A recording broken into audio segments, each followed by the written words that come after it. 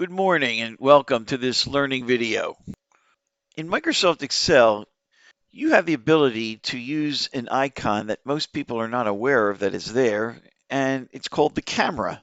You can highlight information in your spreadsheet, and then you can take a picture of it with the camera icon, and then you can paste it elsewhere in that spreadsheet.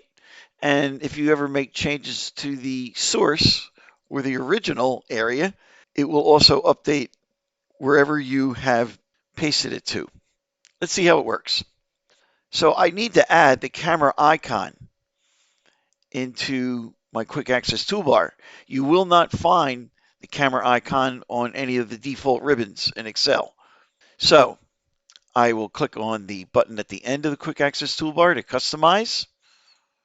I will go to more commands. I will not find it under popular. I will need to change the commands from popular to all commands. I never counted them all, but there's probably a few hundred. They're in alphabetical order. Scroll down until I see camera.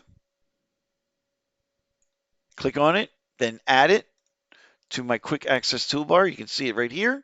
When I click OK, the button's been added. Now, how does it work? Well, the way it works is you take your information that you want to take a picture of, in this case, just this table right here. Then I click on the camera. You'll notice the mouse now is a crosshair. All I have to do is just click, and there it is. Now, as I mentioned, if I update this source area, it too will update automatically in the target area. So I'm going to change one of the names here in the original list. Change it to Tom. Now watch, I didn't press enter yet, but when I do, it will automatically update here. There you go. Pretty neat, huh? And remember, if you have any questions at all about any Microsoft Office application that's out there, I'm only an email away. I'd be more than happy to help you with any of your questions. If you need any kind of project work done, my rates are very reasonable.